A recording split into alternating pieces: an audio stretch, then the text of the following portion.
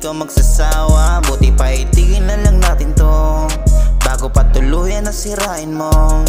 Okay na sa'kin kahit na mag-isa, kaysa tiisin pa ang panloloko mo. Hindi ko na kaya magpakatanga, tanggap ko rin namang di ka natitino.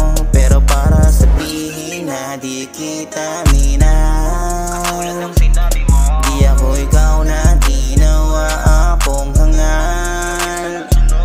Kasalanan mo kaya bumabalik ang karma, lolokohin ka rin ang iyong makakasama. Iiyak ka tulad na sa'kin ay ginawa, magmumukhang tanga at wala kang magagawa. Sa mga kamalian yan ang iyong mapapala, magtitiis ka rin para din yung madama. Sa mga kamalian yan ang iyong mapapala, magtitiis ka rin para din yung madama. Kung paano paluwain panahong sobrang minahal kita, di ba ikaw ang nagdikta? Sariling buhay ko nga di ko na magawa na mapinta. Kaya ko natiisin ka, pero noon pa yon, ngayon ay wala nang hawak na rason para sipingan ka sa kama. Lamig sa gabi, kaya ko nang palipasin nang di ka katabi, mas mabuti na rin sa'kin. Magaan na rin ang paghinga nang walang pangamba.